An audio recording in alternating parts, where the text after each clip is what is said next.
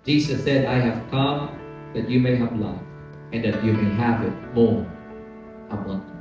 Jesus said, I have overcome the world. Pinagtagumpayan ko na lahat sa krus ng Kalbaryo.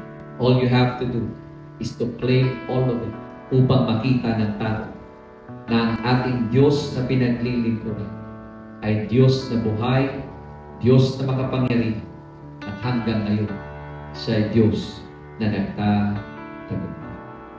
As we raise up our hands, victory begins to come down.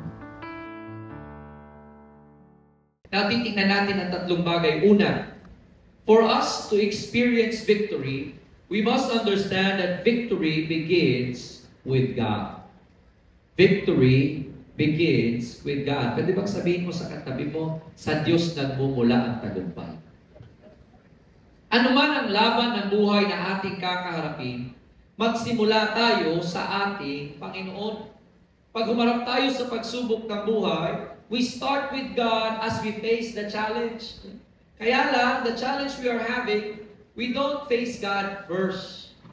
We don't begin with God. Ano ang ating ginagawa? We try other ways and means.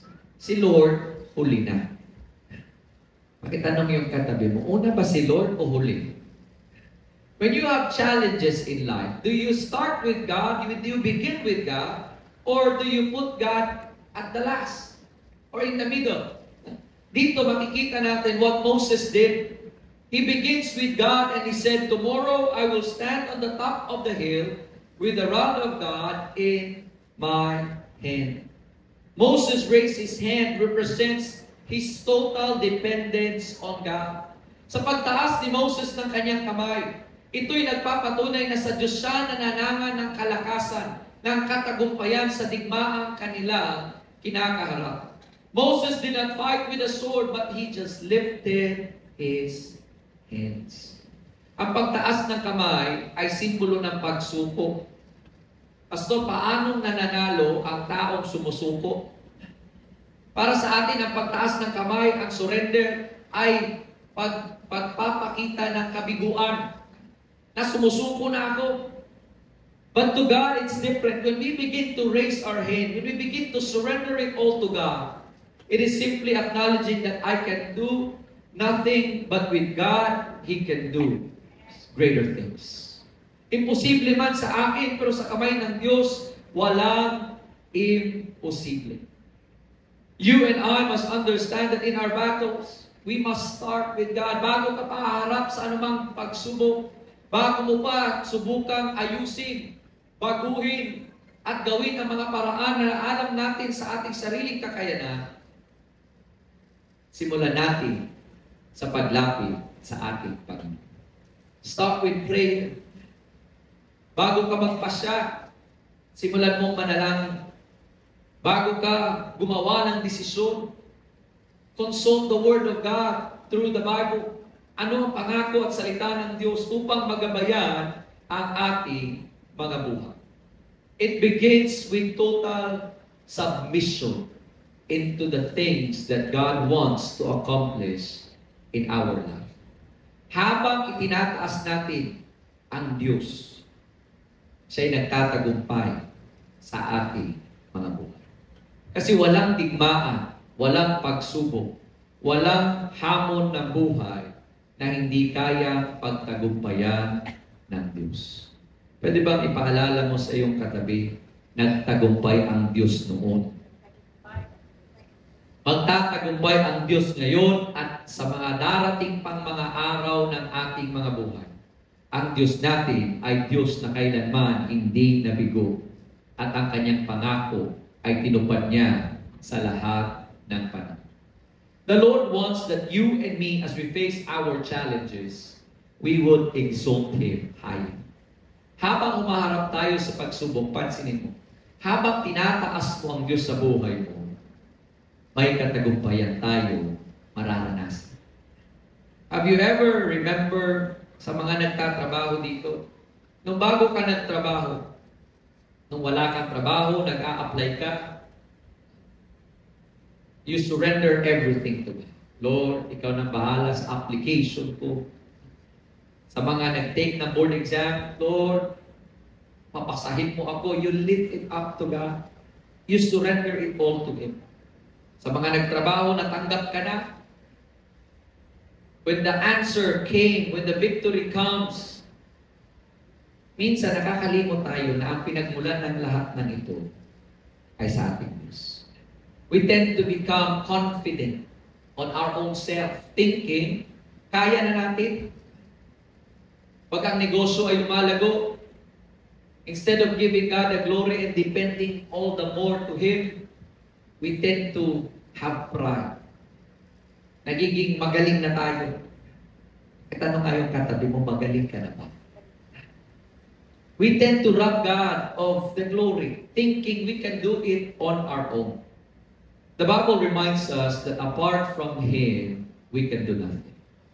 Apart from Christ Jesus, there's no victory that can come out. There's no good that will come out of our life. There will be destruction. There will be failures. There will be disappointment in our own hands. Pero pag ilagak mo ang problema, ang mga plano mo, ang lahat ng anumang naisip mo sa buhay, sa kamay ng ating Diyos, kailanman hindi niya tayo bibiguin. There's no one who placed their faith and trust to God that has been dismayed o binigo o kailanman pinahama ng ating Diyos. For Moses, he fully trusts God. Why? From the very start.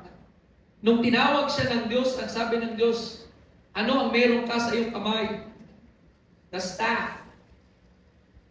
Naghimala ang Diyos sa pamagitan ng staff ni Moses. When he faced Pharaoh, naalala nyo yung nihagis niya ang kanyang staff, naging serpent, nilamon ng mga serpent ng mga magicians ni Pharaoh. When they were about to cross the Red Sea, Moses used that rod, his staff, when he raised it up towards the Red Sea, it opened up. Naranasan na ni Moses kung paano pag itinataas niya ang Diyos sa pamamagitan ng pagtaas ng kanyang kamay, siya ay nakakaranas ng tagumpay. In this verse, in this battle that they have with the Amalekites, Moses knew what to do. He knows that victory begins with God alone. Kaya isinuko niya lahat sa Diyos. Isinuko niya lahat sa ating Panginoon. The question this morning, have you surrendered everything to God? Pwede ba tanungin mo yung katabi mo, nasuko mo na ba? The problem we have, we are people who wants control. Gusto natin yung gusto natin. Masunod yung gusto natin, hindi yung kalooban ng Diyos. We are to understand the key for your victory is your total surrender to God. Sa pagsuko mo sa Diyos, sinasabi mo lamang, Panginoon, hindi ko kaya, pero ako'y nagtitiwala at nananampalataya na higit ang kaya mong gawin sa aking buhay. Victory begins not in the valley, but on the hill. Ang totoong digmaan nandoon sa hill or nandoon sa valley together with Joshua and the soldiers. Pero ang simula ng totoong tagumpay ng digmaan was up there with Moses committing everything to God. Ako ang paanyaya ko sa bawat isa sa atin when we come to church. Sino rito nahihiya ka magtaas ng kamay during praise and worship? Minsan ang iba sa atin, conscious tayo. Baka anong sabihin ng katabi. When you come to church, it is a free place where we can encounter God. Ano man ang iyong dalahin, huwag mong intindihin yung katabi mo. Huwag mong intindihin ang sasabihin nila. You have come to have an encounter with God. Huwag mong hayaang aalis ka sa lugar na ito nang hindi mo na itaas lahat sa Panginoon. Hindi mo na isuko ang lahat sa kamay ng ating Diyos. Why? God wants to take all of our burdens. God wants to take care of all of your cares. And ang sabi niya, come to me all your weary and burdened, I will give you rest. Ang nais ng Diyos pagtagumpayin ang bawat isa sa atin. But it all starts from surrendering everything into the hands of our living God. Ikaw at ako, isuko natin sa kamay ng Diyos. As we surrender everything to God, as we lift our hands before heaven, Zechariah 4:6 tells us, not by might nor by power, but by my Spirit, says the Lord. Sa pamagitan ng banal na Espiritu Santo, siya'y magbibigay sa atin ng totoo katagumpay. Ikaw at ako, bilang mga mananampalataya, sa pagtaas natin ng ating mga kamay, sa pagtaas natin kay Jesus sa ating mga buhay, when we keep God higher above all the things that we are going through, we can be certain of our victory. Habang itinataas mo ang Diyos patuloy, inalalagat mo sa Diyos ang lahat ng suliranin, tiyak tayo'y Kanyang pagtatagumpay. There's a story of a little girl na kung saan kasama niya ang kanyang nanay, na ang sabi niya, "Mommy, I want some candies." Kaya lang hinihila siya ng nanay niya. Sabi ng nanay niya, "Doc, let's go home. Wala tayong pera." Pero nangungulit itong maliit na bata. Sabi niya, "I want candies." Dumaan sila sa candy store. Tinititigan nung nagtitinda yung bata. Tumingin din yung bata sa candy. Pero yung bata, hinihila ng nanay, "Tara na. Tara na." Hindi napansin ng nanay, habang lumalakad sila, nakawala yung bata. Nakawala. Tumakbo doon sa candy store, pinarap yung may-ari ng nagbibenta ng candy. Ang sabi niya, "Can you give me some candies?" Nahiya yung nanay nung hinapon niya, "Halika na rito." Ang sabi ng may-ari, "It's okay. It's okay." Ang sabi ng may-ari, "Yes, you can get some candies." Ang sabi ng bata, "No, I thought you want some candies. Get some." Binuksan ng may-ari yung bote, pinapakuha siya. Ayaw niyang kumuha. Ang sabi ng bata, "Now you can just give it to me." Alam niyo ang ginawa ng may-ari? Siya ang dumako. Ang daming kinuha ng may-ari. Ibinigay niya sa bata. Yung bata, ginano ng kanyang damit. Ang dami. Hindi kasya ng kanyang kamay. Labas niya ang kanyang damit. Nag-thank you siya. "Thank you, sir." Nag-thank you ang nanay.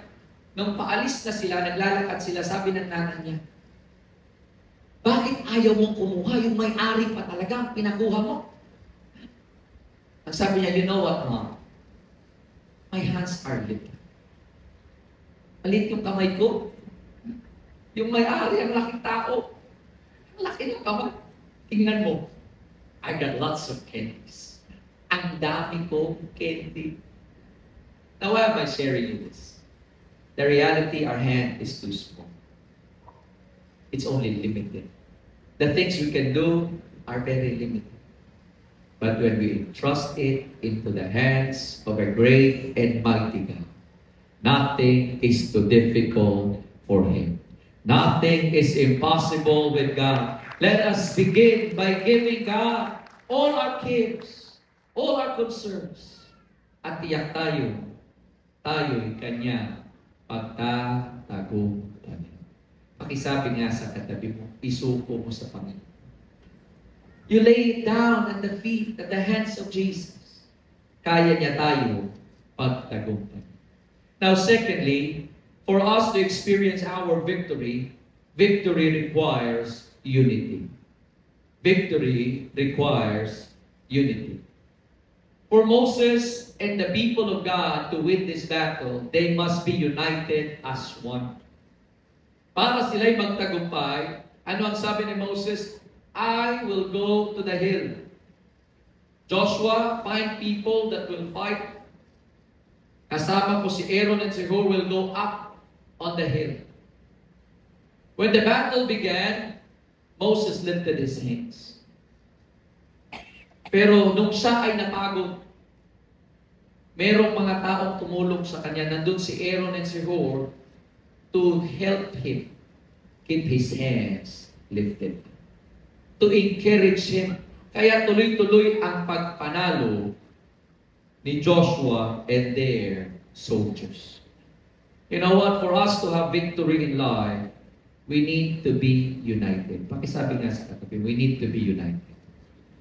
Hindi pwedeng sa panahon ng pagsubok, lalo tayong nag-aaway-away.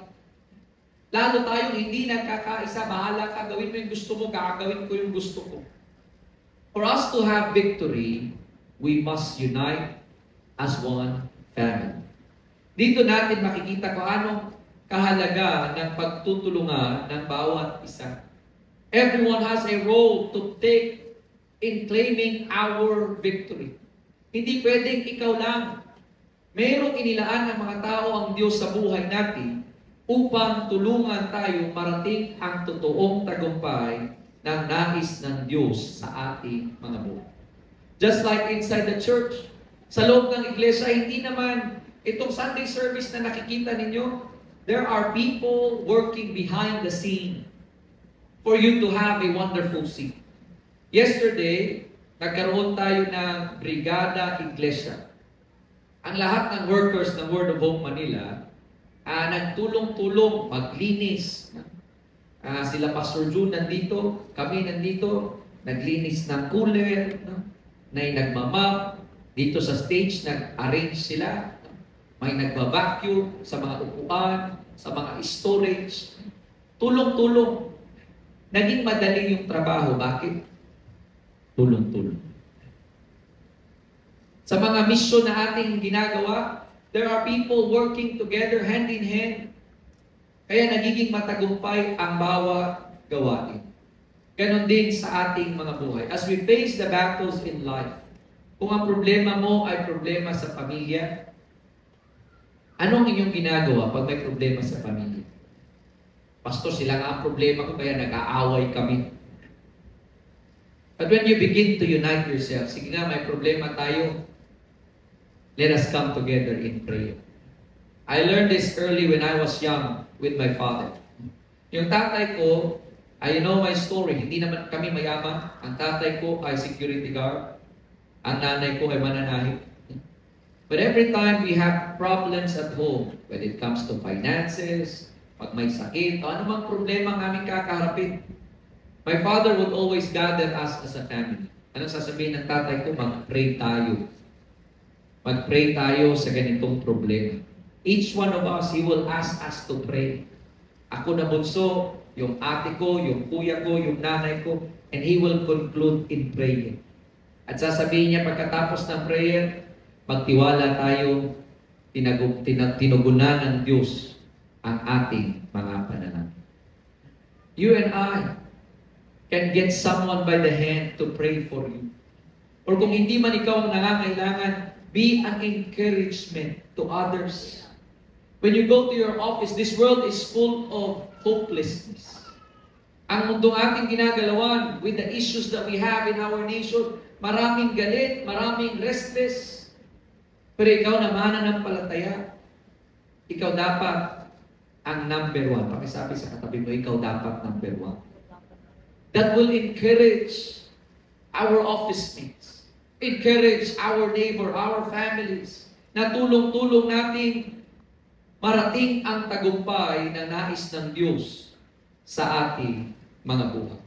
Ang bawat isa ay may talentong pinagkaloob ang Diyos na maging kabahagi para marating ang ating katagumpay. Moses partnered with God as he raised his hand towards heaven. Aaron and Hur partner with Moses that they can keep raising Moses' hands. Si Joshua and the soldiers, they partnered together to fight the enemy. And all together, united as one, they became victorious. Sa ating buong sambahayan, ang nais ng Diyos, tayo'y magkaisa. Sa mga mag-asawa na narito, pag may problema, it's a time where you can be united together. Validate every concern, no? Hindi pwedeng hindi mo unawain yung sinasabi ni Mrs. Ganon din ang Mrs. Dapat pakinggan niya ang mister. For you to be victorious in your challenge in family. At isama natin ang Diyos sa gitna. Isama natin ang buong pamilya, ang buong angkan. As we work together, believing God, working with us. Mas magiging magaan ang pagharap natin sa mga hamon at tiyak tayo mayroong katagumpay. When problem comes, the enemy wants is to divide us. Yan ang nais na kaaway. Wasakin, sirain, i-divide ang pamilya, ang church. But God came to unite all of us. We used to be enemies of God, but because of His Son, Jesus Christ, who came, we are no longer considered enemies, but children of God. Naging kaisa tayo ng Diyos sa pamagitan ni Yesu Cristo. Ang nais ng Diyos na tayo kanyang bayan ay maging agent that would bring peace and unity sa ating komunidad. It all starts with us. Ikaw at ako must be part. Kaya mahalaga nating ini-encourage that you be part of a life group. Pastor, ano po ba yung life group? Now, it used to be Bible study group. And then it evolves to cell groups. And then we have it right now as life groups. That in those group, life would truly flourish. Na doon, nagkakaisa sa life group, there will be somebody who can pray for you. Somebody who will encourage you. Somebody, when you feel down and you want to give up, there will be brothers and sisters who will lift us up. Kasi hindi pwedeng mag-isa kang haharap sa iyong pagsubok. Pakisabi sa katabi mo, may nilaan ang Diyos para sa iyo. God had already placed people ahead of us. May mga tao nang dinala ang Diyos sa bawat buhay natin upang maging katuwang natin. And in return, tayo din maging katuwang sa iba. With this victory in their battle with the Amalekites, they worked hand in hand as God being the head of their battle.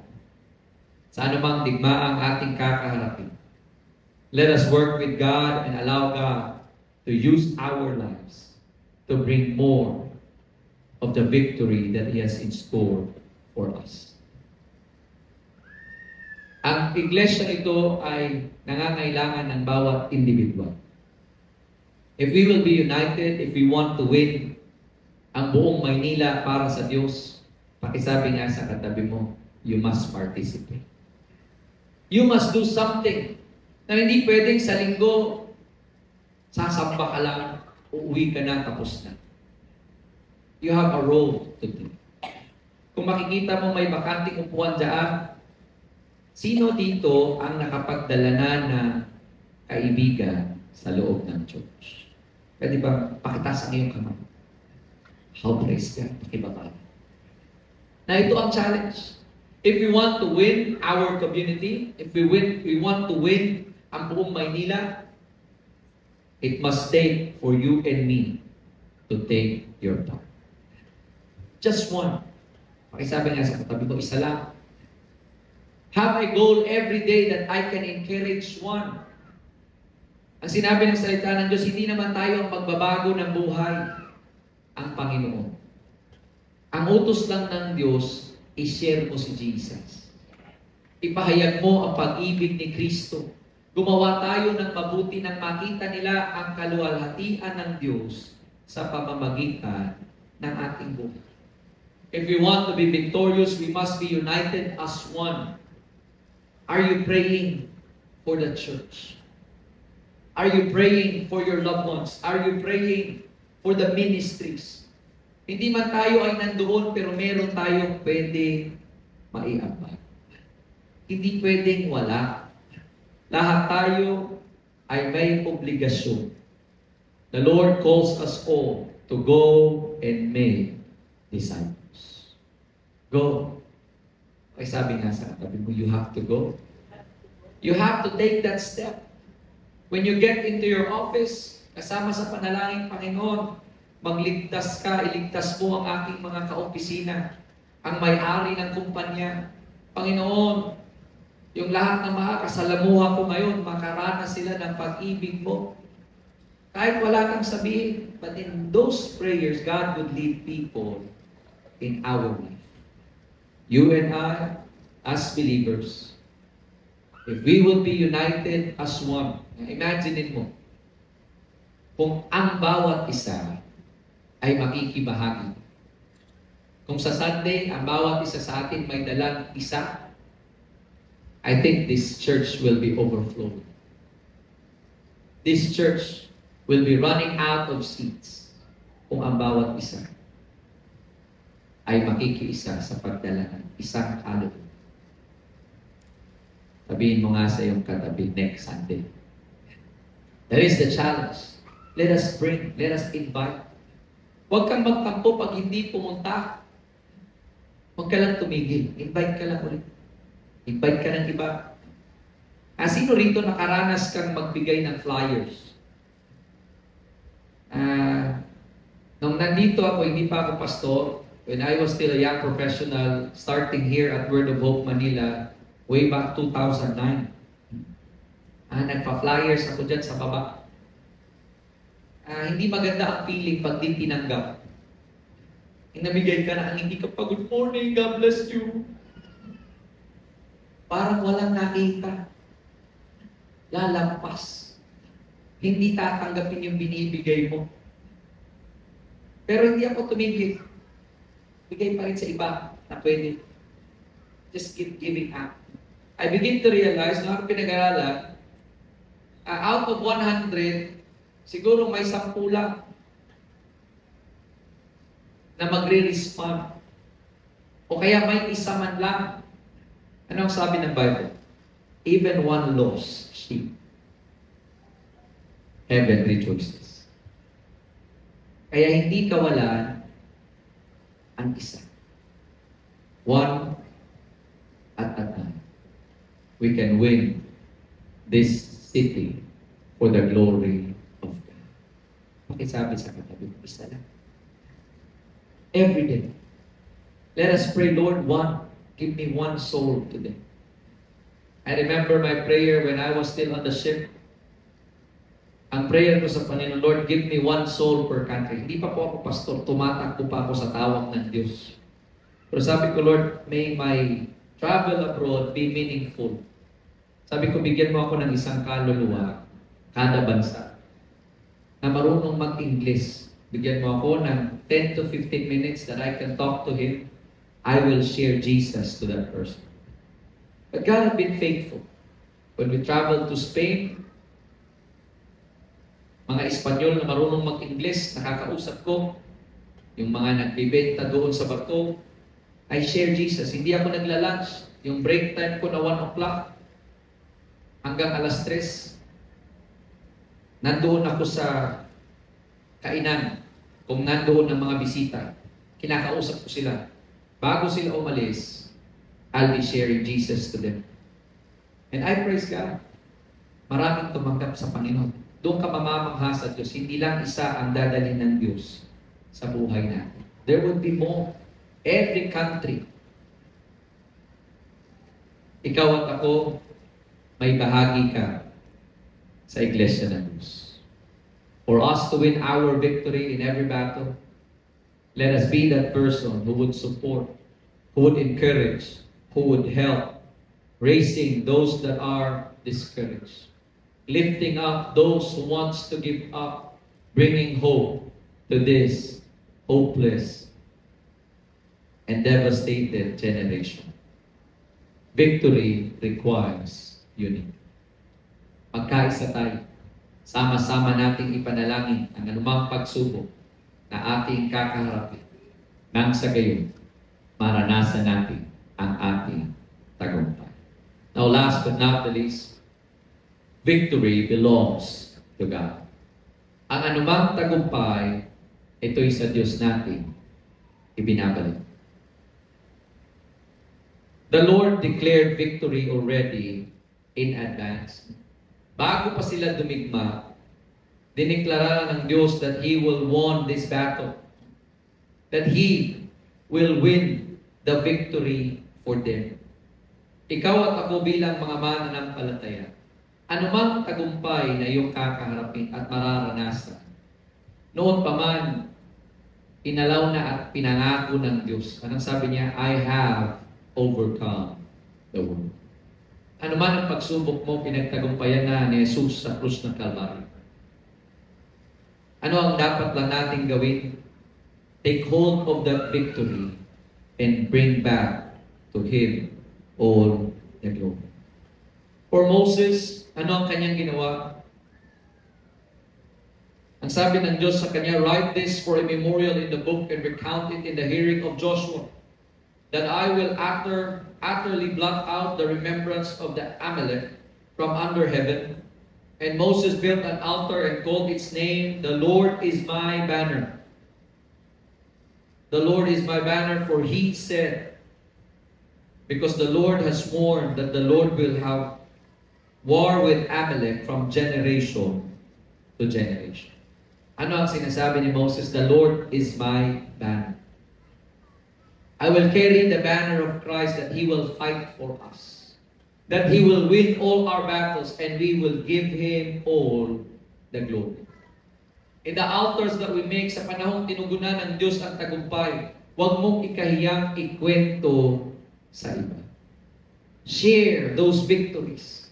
Huwag kang manawang ihayag ang ginawang kabutihan ng Diyos, because these people might need those encouragement. Few weeks ago, I went sa Jose Reyes Memorial Medical Center. I was asked to share sa mga cancer patients. And I praise God for allowing us to have that opportunity. And as I end ng aking sharing, I challenge them, will you believe God that He is a God who heals? And I shared my story. It was a story that I experienced 2011. Na ako ay na-diagnose having a gallstone, multiple gallstones. Sabi ng doktor, hindi ako makaalis sa pagbabarko. I need to be operated. I was crying before the Lord. Kinuwento ko sa kanila. Biyak ako sa Panginoon.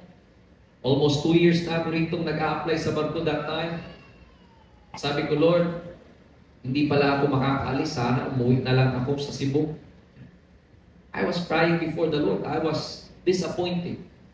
But the Lord reminded me of His word. Na ang sabi ng Diyos, I am a God who heals. Ako ay Diyos na tagapagaling. I claim that promise. Sabi ko, Lord, walang parte sa katawan ko ang tatanggalin. Kasi ang sabi ng doktor, hindi ang bato ang tatanggalin, ang buong gallbladder. Tinanong ko, Dok, magkano? Isang hiwa, 40,000. Sabi niya, may mas madaling procedure, 3 butas, yung laparoscopic, 120,000. Lalo akong naiyak. But when the Lord said, I am a God who heals, I hold on to that promise. Fast forward, lumipas ang 9 months. I have to go through another medical. I was cleared.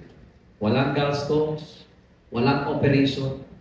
For around 5 years of going back and forth sa pagbabarko, I am cleared of the gallstone. Walang operation up to this day.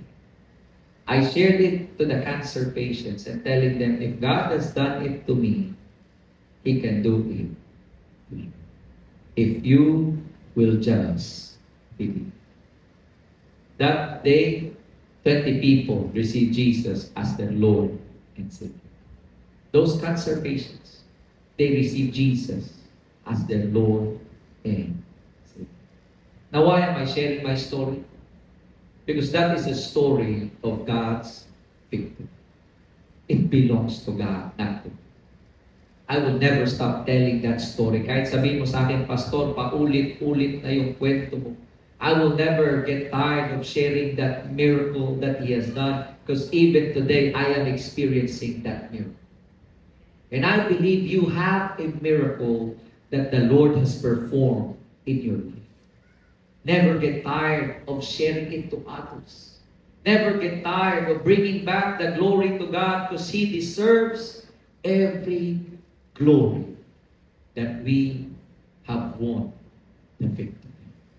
Sa umaga nito, I don't know what challenge you are facing, but I am also certain that the Lord has already done victorious things sa buhay. Bakit sinabi ng Diyos, write this down for Joshua? Kasi darating ang panahon, it would be Joshua that would lead the people of God to the promised land. Ito ang kanyang babalikan. Dito siya huhugot ng lakas na anumang tagumpay, lahat ito sa Diyos nagmumula. This morning, you and I, we have already received Jesus as our Lord and Savior. Jesus said, I have come that you may have life and that you may have it more abundantly. Jesus said, I have overcome the world. Pinagtagumpayan ko na lahat sa krus ng Kalbaryo. All you have to do is to claim all of it upang makita ng tao na ang ating Diyos na pinaglilingkuran ay Diyos na buhay, Diyos na makapangyarihan, at hanggang ngayon, siya ay Diyos na nagtatagumpay.